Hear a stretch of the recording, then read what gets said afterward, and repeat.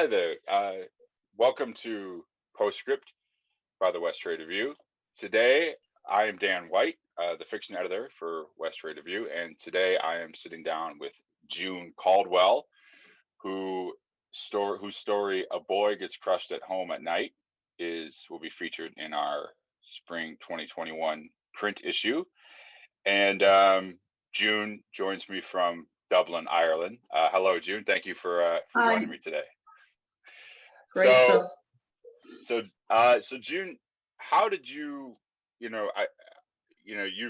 got such a great career already established, and you've got such a distinctive voice, and one of the things I absolutely love about A Boy Gets Crushed when I first found it, and when we first saw it at the journal, was just um, how distinctive it is. And so I'm just curious about kind of where it all began, so to speak, in terms of writing. So can you speak a little bit about how you first started writing? Was there like a moment of epiphany, or was it a kind of a slow burn, or and kind of where did that all begin for you?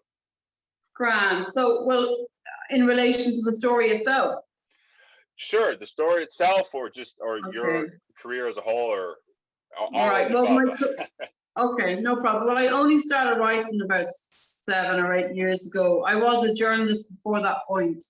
Um, and I hated being a journalist. I didn't like it at all. I was writing an awful lot of advertorial nonsense for newspapers and magazines. I very rarely get to write something I wanted to write. And I also found in journalism, an awful lot of the time when you set out to write the truth, you're being blocked from writing the truth. And, apart from the odd good feature article that you'd get to work on for a week or two and write something kind of, of human interest. So really, it was when the whole blogging thing took off, I started getting an interest. I joined something called the Anti-Room in Ireland, which was a group of women, probably with a feminist slant, writing about anything and everything. So they might have science writers, novelists, housewives, moms, whatever, writing for this space. And I loved the idea of trying to write creatively, but writing non-fiction creatively. And I kind of used that as a bridge to get out of journalism. And at the same time, I moved from Belfast in the north of Ireland back down to Dublin, where I'm from. And I began volunteering at the Irish Writers Centre in Dublin. And part of the deal, it was back in the recession in 2009, so we weren't being paid. And part of the deal was that you could sit in on any of the courses that they ran as part of your, volunteer gig. So I began sitting in on the short story workshops, and I'd already done a master's in creative writing in Belfast. So I started attending a lot of creative writing workshops. And as you'll know yourself, or as anyone who writes creatively knows, once you start attending creative writing workshops, you completely unravel. I mean, it achieves the very opposite of encouragement. When you start analyzing the text and the point of view and the narrative voice and all this absolute malarkey, you come away just never wanting to write again. So I had to get over that hump, and then I kept attending new workshops at the Irish Writers Centre, and just really trying to take in, what is it about? What are we trying to do when we approach a story, whether it's a novel or whether it's a short story? And that's when I began to write. And I began to write really from my own life, badly disguised memoir stuff as fiction, you know what I mean? In fact, probably my short story collection, there's probably truth in all of those stories that are still out there published as fiction in the world now. But so I started, because once you've been a journalist, you're kind of always a journalist. You're always looking for that nugget of realism. And then really it's about, then you have to try and undo that and disguise the non-fiction in your writing to make it fiction, and you've got to bring it to somewhere else. So I started just writing short stories and sending them out, really badly written first drafts, and flinging them out. And they started getting longlisted and shortlisted for kind of short story competitions in England and in Ireland. And I was amazed at this. I felt like a fraud, that I'd done something like I had gone shoplifting or something and walked out with it, with the goods, you know. So it was really greatly encouraging as well. But one thing I found doing a lot of creative writing workshops is just how mean and nasty and stressful they are, you know. And also from a baby writer's point of view, when you're starting out, you really don't kind of appreciate the tutors that are very soft on you and kind and encouraging and just keep telling you that yes, this has potential, keep going. You want to meet those tutors that really are just like a bag of razor blades that just hack you to death and traumatize you to such extent that you'll actually properly examine your motives and your motivations, and that it will actually manage to change you as a writer. And I did unfortunately come across a couple of these on my workshop journey, you know, people who just, for whatever reason, whether they don't enjoy writing themselves anymore, you know that saying, those who can do and those who can't teach, right? So I kind of sat in some creative writing workshops just stunned at the level of kind of casual abuse that was taking place between what was supposedly being taught and what the students were getting out of it. And at the same time, I was kind of getting a kick out of being in this type of environment, you know. There's a couple of workshops in particular where we would leave and somebody would be in tears and we'd have to decamp to the pub and, you know, get this poor unfortunate soul who was crying their lamps out, really drunk, and do a kind of a debriefing. So that's my idea for a story with a boy got crushed at home at night is to write a really bad short story and then have the tutor analyze the hell out of it. And in that analysis, it gets so intensified and ridiculous that you come out the other end of that not knowing what the hell was happening in the story. So that's what the idea, and that's really, really hard to do. It's completely impossible to do, in fact. So I probably failed miserably, even though you're going to publish it. Well, no, I certainly don't think you failed, but that's such a great description. That's such a great hook for any viewers who haven't read the story yet. Certainly, but so I'm interested in one thing you mentioned, and I certainly relate to it, and I'm sure a lot of us out there do. You know, the idea of first starting out and kind of realizing that there's this whole universe of technical side of writing and point of view, like you mentioned, and things. And you know, to me, that's what jumps out so much in the story. And so I'm wondering if you could, especially in all of your writing, really. And so I'm wondering if you could speak a little bit more to that about, and maybe with A Boy Gets Crushed, particularly, as you mentioned, it's such a great and massive concept that you're wrangling into, you know, these 15, 16 pages, you know, and your use of technique, you know, the kind of the nitty gritty, the granular side of writing is so advanced there. So was that a process that, you know, you sort of, you know, you got more and more interested in technique as you went through your MA program, or was that just something that kind of came to you? Or, you know, how did your intersection of kind of, I want to be a writer and now I'm going to be, you know, professional, become advanced in these technical side of things, how did that happen? Well, I suppose on the masters, I mean, I left the masters. I did a master's in creative writing at Queen's University in Belfast, and I have to admit, and this is it's no reflection on the course itself, but I left twice as confused as when I had started, right? Completely. I mean, you know, that whole commodification of creative writing, the way that everybody is on these courses who are desperate to get that brilliant story down, that they're going to get a big publishing deal and all of this crap. Once they break the rules, once they get that equation for mastering the rules of fiction. And the thing is, there are no rules, right? Because ironically, if you study all the grand masters, who are usually dead white bearded males, right? I don't even have to name them, but they're the ones that short stories are always kind of like, short story courses are always attributed to. If you go and study them and study how subtly they've written their stories and the issues that are underlying there, bubbling under the water, and how it's all about the unsaid. And then you see what's actually selling at the moment. The very opposite to all those apparent rules are what the publishers want, right? They want you to innovate. They don't want you to look back in the road and mimic all the grandmasters. So there's a huge amount of confusion. I think writers now who are making great headway in their careers really do have to innovate and come up with new structures to write their stories. Absolutely totally modern ideas. They have to reflect the life we're living now in order to make their fiction accessible for readers. And you learn the very opposite on a creative writing course. You're looking back, reading the grandmasters, trying to analyze what made them scratch their beards and all this. And I think there's that big clash there. And also the techniques, my God, you come away, I remember thinking, oh my God, point of view and narrator's voice and first person, second person, third person, close third, omniscient. I mean, seriously, I left not only not being able to write, but I actually couldn't read. I could not read for years.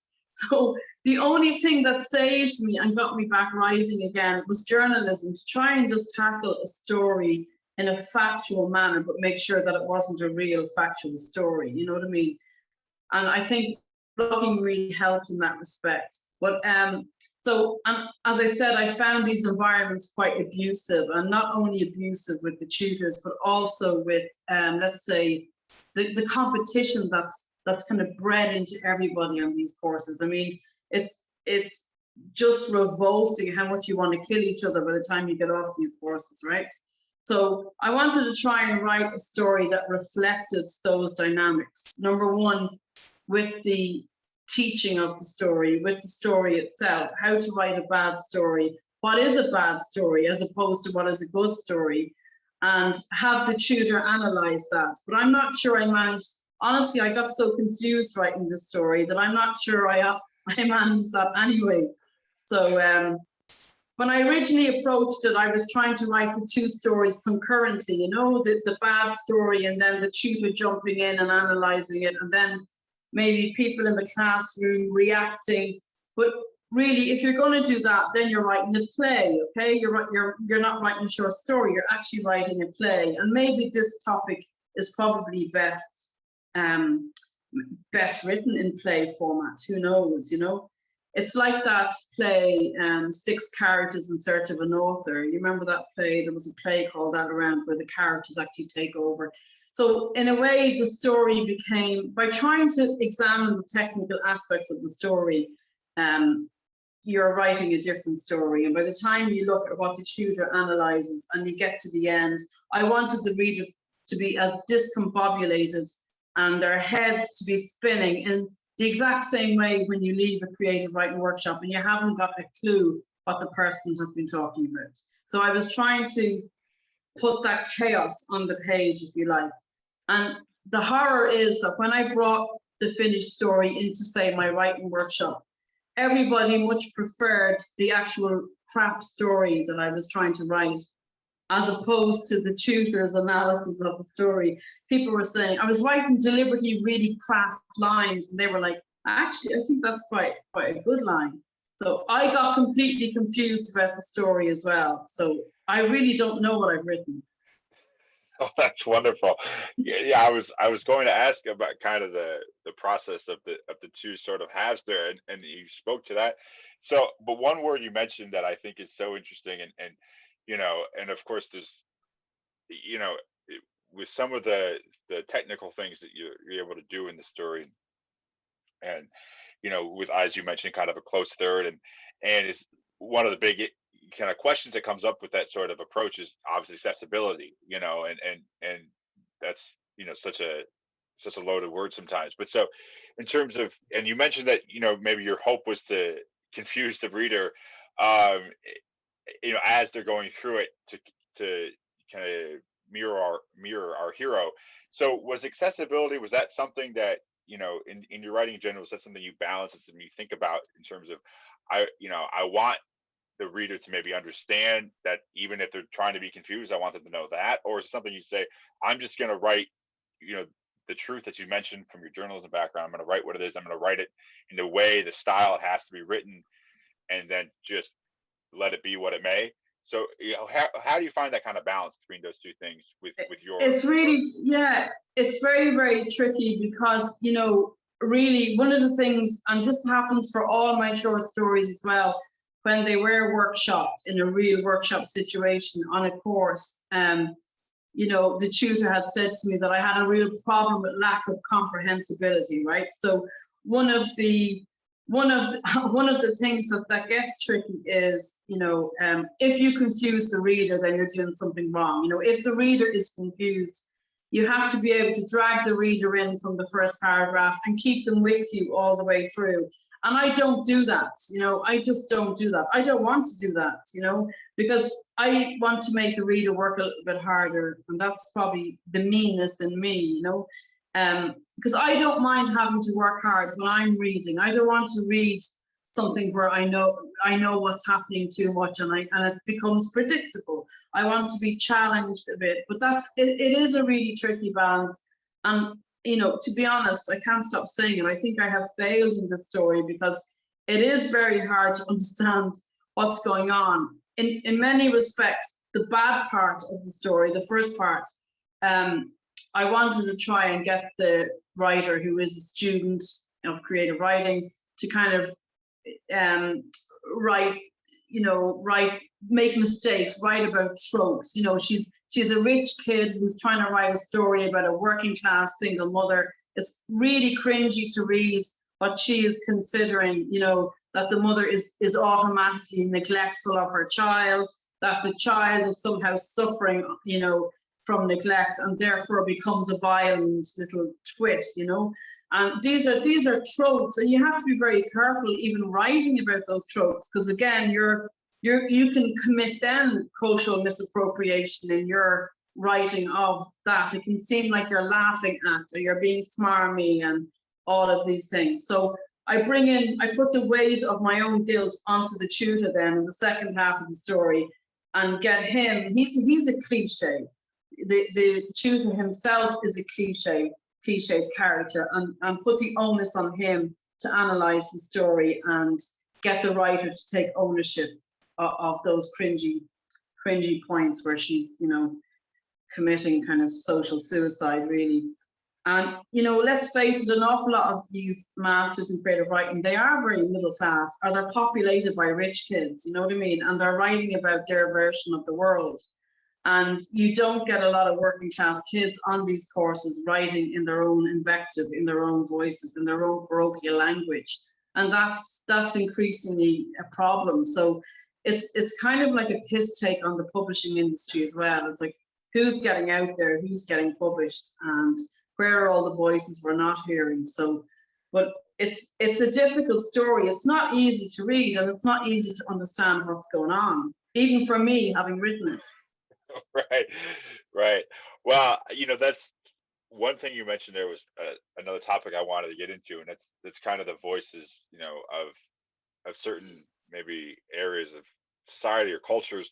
And of course, one of the things about your writing and A Boy Gets Crushed at Home at Night, especially, is how I think place is kind of the easy word. You say, oh, it's so Dublin, but it's very it's very imbued with the characters and the place in which you're writing from, and which you are from, and where the story's set. And so could you maybe expand on that a little bit in terms of saying and one of the things that you and I talked about in the editing process was kind of keeping the colloquialisms or the idiomatic Dublin slang, or speech patterns, or and we kind of went back and forth sometimes with me not understanding certain little words and things that and so was that something, and you touched on a little bit, is that something that you kind of go out of your way to do, and maybe revision, say I'm going to go and kind of infuse this with a sense of this place, in this particular case Dublin, or an Irishness, or is it something that just kind of comes naturally, or how do you work in that and explore these cultural aspects, which, as you said, are sometimes not represented, and as you attempt to represent the broader side of the world, of this view of this society? Yeah, I mean, I think, well, rather arrogantly, I just write what I want to write and how I want to write it, and that would be very Irish based. I mean, when I wrote my short story collection, there's one or two stories in that collection that really don't travel very well because it's all, inner city parochialism, right? So it would be an awful lot of slang, and especially if I'm writing about drug addicts or something like that, and their speak that's very much based inside a Dublin city centre. I know that those stories don't travel well, but I kind of don't care. I'm writing it for, I don't know who I'm writing it for. I just write because at the time when I was working in the Irish Writers Centre, I was working and living in the inner city of Dublin, and I literally was just writing what I was hearing all around me. Okay, and then after the book came out, everybody was saying, well, some of the reviews and the critics were saying, oh, you're trying to be very Joycean and you're trying to do this, that, and the other. And my argument there was, well, actually, I wasn't consciously trying to mimic Joyce. That I wouldn't have the neck to do that. I wouldn't have the nerve to do that. He was his own thing. He was his own creature. He was his own monster and his own genius. I'm not trying to do that. But one thing I will say about Joyce is that he wrote with his ear. He wrote with his ear. He was probably too busy doing something else with his hand, right? But he wrote with his ear, and he wrote what he heard around the streets of Dublin. And anyone who attempts to do that now is immediately compared to Joyce, or they're trying to, take over that whole remit. And it's not true. You're just writing what you're hearing. And I suppose Dublin is very specific in that way. And lots of other cities are probably more generic, or more psychologically sophisticated, and that you can go and visit them and they just seem like a nice big city and everyone talks the same way and it's whatever. Dublin is still like, some of the language you hear on the street and the phrases and the way that people speak is so bonkers. It's so crazy that it's a joy to try and drop that into your fiction if you can. And of course, it did mean that people were very intimidated by the way that some of the stories are written. And I'm trying to do that again in A Boy Gets Pushed at Home at Night, although it's, as I said, it's a middle class student writing what she, in a way that she thinks this working class single family, single mother unit is existing, and it's really quite pathetic in how she approaches that. So I just wanted to try and do that. But I will do that. For me, anything I write, or for me, any story that I read or any book that I read, for me, it's always about the voice. That's how you grab your reader. It's what I like to read. I mean, do you remember when Trainspotting, when you first read, did you ever read Irving Welch's Trainspotting? I mean, it was absolutely momentous when it first came out. Nobody knew how to read it, but you got into it. You got into it eventually after a couple of pages, after a couple of chapters. The same with Shakespeare. I mean, Shakespeare is very, very hard to read when you first land on Shakespeare, and of course you get into that whole language system, or if you try and read, medieval English or Chaucer. So it's no different. If you're going to a different place and a different location, and you're trying to understand how those people live and exist, I think it's a really good challenge to put that into your work. Why wouldn't you? If we all wrote in some kind of generic, squeaky clean English invective, it would be really, really boring. And I find that is the case for a lot of novels. People are writing characters that don't seem to be very believable a lot of the time. And if I come across a book like that, I just throw it down after a couple of chapters. I can't continue reading it. If it's written like an English lesson, I just don't want to know. Sorry, that's a big long-winded answer to your question. No, now I'm just thinking about the dialogue and my novel in progress, about if it's I'm like, I wonder if June would throw it down. That's something to keep in mind. But I think that's wonderful. So one thing you kind of hinted at there quickly was, so you said you kind of write what you hear, or you know, when you were living in Dublin in the inner city, and so, and that gets me to a question kind of about the creative process. So what does that look like? So do you maybe do you venture out to the cafe or something to write, or does it, do you have a different process you use, or is there kind of a set routine that you like to employ, or how does it depend maybe on the type of story? I know you have the journalism background, things change. So what's your process look like? Well, I used to go and sit in internet cafes in Dublin city centre and charge myself by the hour to write.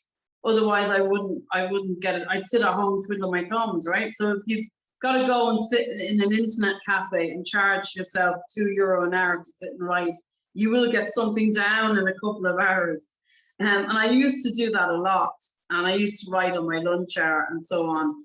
I'm sure, as you know yourself, when you're at home with lots of time, all the time in the world, you'll do anything but write. You'll bleach the skirting boards, and you'll hose down the bath rather than write. So, and also it can be very hard to convince yourself to give yourself permission to write. I think writing is an awful lot about permission as well. You feel like an asshole when you set out to try and write creatively, and it's like, okay, do I have a right to sit down and write this story and really take it and myself seriously? And that can be a very hard, all those kind of little Stalins on your shoulder shouting in your ear, telling you you're an idiot, So to get past all of that, it was a good way to do that was to go out and sit in an internet cafe. Now, of course, I'm writing at home at the moment. And yeah, so I used to just grab little bits of time to write a paragraph here and there. I generally don't spend too long on a story. I'd write a first draft. I never really get past a second or third draft. And that's probably another massive fail. I know writers who write 50, 60 drafts. I know somebody who writes 300 drafts of their story and every book that they write. Seriously, I will not name that person, but that's just nuts, right? So I don't have that sense of perfectionism to do that. I try and get a first draft down and then leave it for a couple of days or a couple of weeks, and then just go back to it and think, what am I trying to do? Who is writing this story and why? Why is the story being told at all? And then just try and get it to the finish line. I don't often, I don't always succeed in doing that. But yeah, so I think. And lots of people I know would have written on buses on their way into jobs. You can grab 10 minutes, 20 minutes here and there. Lots of people I know will get up an hour before their kids are up in the morning and write. I think sometimes when your time is limited, you'll make better use of it, Yeah, so. Right. That totally makes sense. And especially of course with this year too, everything's been so different, But yeah, I think that's great. The kind of grabbing it whenever it comes, right? It's elusive in that way. I just one more question that I kind of had, and I think we got to it a little bit, but I want to circle back around to it. And of course, you mentioned Joyce, and of course his kind of long shadow and any Irish fiction, but beyond Joyce, who would you kind of mention as your literary ancestors, if you think about it that way, in terms of maybe who inspires you, or just your favorite writers, maybe who you find yourself in being imbued with and things like that. So where do you kind of come from as a writer in terms of genealogy or something? Yeah, well, it's a very good question, and I will be really honest, I'm not that wise and read. This is the other thing. I think because I was a journalist and you learn how to write, you can go ahead and write and skim the surface of life and write what you see out there without ever reading anything. But I used to prefer reading nonfiction, like the books of, Gordon Byrne. I don't know if you've ever read Gordon Byrne. He writes creative nonfiction. My God, they are better than any novel you will read. They're absolutely brilliant. Or, Truman Capote in Cold Blood and so on and so forth. Yeah, and I found when I was even studying English, I would do anything bar read who was on the course, So if I was doing a course in the 19th century novel, I'd be like reading modern day writers on the sly in the library. I've always had that propensity to not do what I've been told to do. So I started off I remember discovering Elizabeth Smart by Grand Central Station. I sat down and wept in the college library in London when I was doing my BA, and she wasn't on the course. I got totally obsessed with this book. I loved the fact that it was so claustrophobic and obsessive and brilliant. And from there, I kind of read Virginia Woolf and moved on to a lot of female female writers actually a lot of the time. I kind of refuse to read the Chekhovs and the whoever else, you know, and sorry, James Joyce as well, and whoever else. I totally avoided Irish writers. And then in recent years, we've had so many brilliant Irish writers who've come up through the ranks who just stunned us with really original new work. Emer McBride, A Girl is a Half-Formed Thing, just absolutely blew my mind when I read that. And when I went and saw it being performed as a play, she completely writes for the ear. And short story writers, you know, like Mike McCormick and Nuala Coher, and all of these people who are writing in modern settings, writing about very modern issues that are in the here and now, about like the life we're living, not the life that we've come from, do you know what I mean, ancestrally. So yeah, so and recently there's been a brilliant kind of new wave of writing here, where writers have been literally writing as if it's non-fiction. They're writing about, you know, Sally Rooney. We've had Nisha Dolan, who's just out of the traps, absolutely brilliant book. Megan Nolan, Acts of Desperation, that I just finished reading a couple of days ago, absolutely fantastic. It's so obsessive. The writing is so philosophically brilliant and so controlled. You would think it was non-fiction, but it is a novel. And I really admire all those people who are trying to do something different and who are innovating. There's a new short story book coming out soon by an absolute genius, I think, completely undervalued writer, Irish writer, Keith Ridgway, called A Shock.